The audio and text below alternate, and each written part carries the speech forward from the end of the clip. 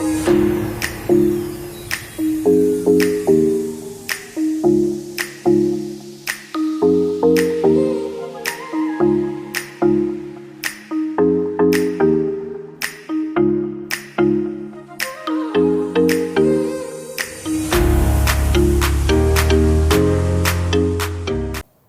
Sobat IMTV, kali ini saya mau bahas sesuatu hal yang penting dalam kehidupan kita, di mana kita mau bicara soal kairos Tuhan yang terjadi dalam kehidupan kita.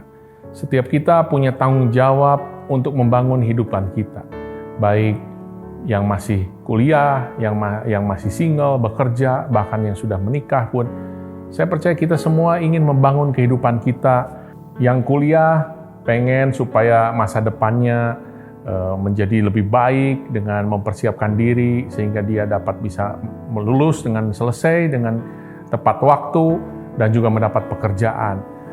Yang bekerja juga pengen membangun hidupnya supaya dia punya sebuah karir yang bagus sehingga pekerjaannya menjadi sebuah harapan untuk masa depannya. Yang menikah juga sama, mereka pengen membangun, membesarkan anak-anak, mempersiapkan anak-anaknya. Itu semuanya oke, tidak masalah, itu harus kita membangun. Tapi apakah dalam kita membangun kehidupan kita ada momen ilahi, ada divine moment yang kita juga bangun dalam kehidupan kita? Atau hanya sekedar kita membangun sebuah pekerjaan-pekerjaan yang hanya berdasarkan manusia semata, tidak ada unsur kekekalan di dalamnya, tidak ada unsur di mana ada divine moment di dalam apa yang kita bangun. Nah, kali ini kita mau lihat bahwa ternyata kehidupan manusia, sepanjang kita hidup, kita tuh melewati 3 waktu yang kita harus lalui. Yang pertama itu adalah kronos. Kronos itu adalah di mana adalah waktu manusia, waktu yang ada batasnya. 1 menit 60 detik, 1 jam 60 menit, 1 hari 24 jam, 1 bulan 30 hari, 1 tahun 365 hari. Itu adalah kronos. Alkitab berkata bahwa bagaimana kita harus menggunakan waktu yang ada. Jangan kita menjadi orang bodoh, kata firman Tuhan. Kita harus mempergunakan waktu kita sebaik mungkin. Perhatikan cara hidup kita dengan seksama. Jangan seperti orang bodoh, tapi seperti orang arif. Kita harus mempergunakan waktu, karena hari-hari ini adalah hari-hari yang jahat. Firman Tuhan katakan banyak hari-hari yang kita lalui itu mendistract kita dari iman dan kesetiaan kita pada Tuhan dengan banyaknya masalah, tekanan hidup. Dan firman Tuhan katakan cari kehendak Tuhan di situ. Sehingga kita menjadi orang-orang yang pintar di hadapan Tuhan. Mungkin kita bisa berprestasi, mungkin kita punya gelar yang tinggi. Tapi kalau kita nggak ngerti divine moment, kehendak Tuhan dalam kehidupan kita, kita seperti orang bodoh di hadapan Tuhan. Nah, kairos itu sangat penting sekali. Sehingga di mana kita menjalani kronos ini, kita harus mengalami perjumpaan dengan divine moment, kairos Tuhan.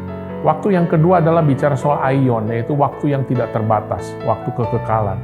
Di mana kita satu saat kita akan pulang ke rumah Bapa dan kita akan memasuki yang namanya aion, tanpa batas, waktu yang tidak terbatas. Dan yang ketiga, kita akan memasuki yang namanya the kairos time, di mana di situ adalah appointed time in the purpose of God.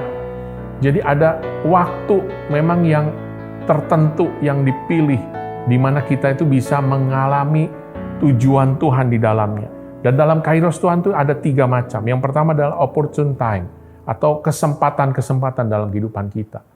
Saya percaya dalam kehidupan kita banyak kesempatan yang kita alami. Tapi nggak semua kesempatan di dalamnya ada kairos Tuhan. Sehingga saya selalu menyarankan bahwa gini, tidak setiap pintu yang terbuka kita harus masuk. Karena belum tentu di situ ada kairos Tuhan. Tapi kairos selalu datang lewat kesempatan dalam kehidupan kita. Artinya kita harus belajar peka dengan setiap kesempatan yang datang dalam kehidupan kita. Di mana di situ ada kairos Tuhan, ada divine moment atau enggak. Yang kedua, kairos Tuhan itu bicara soal divine moment. Divine moment artinya adalah memang ada waktu-waktu Tuhan yang Tuhan nyatakan dalam kehidupan kita. Mungkin sepertinya seolah-olah biasa-biasa saja. Mungkin sepertinya tidak ada apa-apa, seperti yang tidak terjadi apa-apa. Tapi di dalamnya ternyata Tuhan lagi mempersiapkan kita untuk memasuki divine moment, momen-momen ilahi dalam kehidupan kita. Jadi seolah-olah Memang divine moment itu seperti waktu yang di-set, waktu yang Tuhan atur, sehingga kita tiba-tiba ada dalam momen itu. Dan disitulah pentingnya kita menangkap kairos Tuhan. Dalam kejadian, keseharian kita harus belajar peka. Apakah kita sedang ada dalam divine moment atau enggak. Yang ketiga, kairos time itu selalu bicara dengan season of life, atau musim dalam kehidupan. Musim ini bicara soal perjalanan yang panjang, perjalanan yang nggak sebentar, yang kita lalui dalam kehidupan kita, dan dalam season of life itu biasanya ada tema besar, gambar besar yang kita harus kerjakan di dalamnya. Dan dalam season of life itu saya percaya nggak hanya bicara soal padang rumput yang hijau, tapi kadang-kadang juga lembah kekelaman. Dimanapun kita berada, baik di padang rumput yang hijau, di air yang tenang, atau di dalam lembah kekelaman, saya percaya di situ kita akan berjumpa dengan kairos Tuhan. Kairos Tuhan selalu ada di mana-mana dalam season of life dalam kehidupan kita. Nah, 3 hal ini harus penting supaya kita bisa mengerti apa yang menjadi kairos Tuhan dalam kehidupan kita. Dan saya percaya Sobat IM, ketika kita tahu kairos Tuhan dalam kehidupan kita, maka kita bukan hanya sekedar membangun kehidupan kita dengan prestasi, dengan pencapaian, tapi di dalamnya ada nilai Tuhan, ada bobot Tuhan, ada momen ilahi, ada divine moment yang membuat kehidupan kita tuh menjadi sebuah makna yang luar biasa. Kita bukan hanya sekedar menjalani hidup dari waktu ke waktu kronos kita, tapi kita menjalani kronos dan di dalamnya ada kairos Tuhan. Kita mengalami setiap momen yang kita jalani itu ada penjumpaan dengan kehendak Tuhan. Dan saya berdoa supaya Sobat IM bisa mengalami kairos demi kairos dalam perjalanan hidupnya. Sampai akhirnya kita mengerti bahwa ada rencana Tuhan, ada kehendak Tuhan yang ingin Tuhan nyatakan dalam perjalanan kehidupan kita. Tuhan Yesus memberkati. Sampai jumpa. Shalom.